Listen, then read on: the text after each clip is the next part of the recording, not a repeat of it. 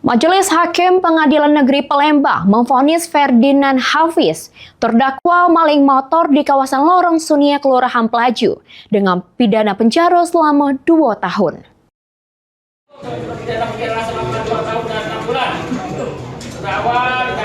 Ferdinand Hafiz, terdakwa maling motor budak kosan di kawasan Lorong Sunia, Kelurahan Pelaju, jalani sidang di Pengadilan Negeri Palembang.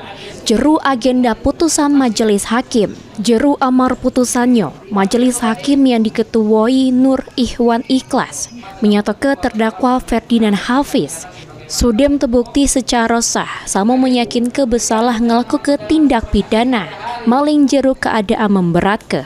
Menghukum terdakwa oleh karena itu dengan pidana penjara selama 2 tahun, menetapkan masa penangkapan sama penahanan yang sudah dijalani terdakwa, dikurangi seluruhnya dari pidana yang dijatuhkan.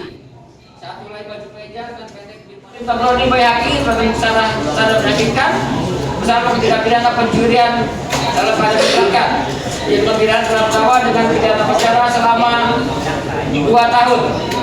Bahkan masuk pada dan penahanan bagi terdakwa dikurangkan cukup dari pidana yang dijatuhkan.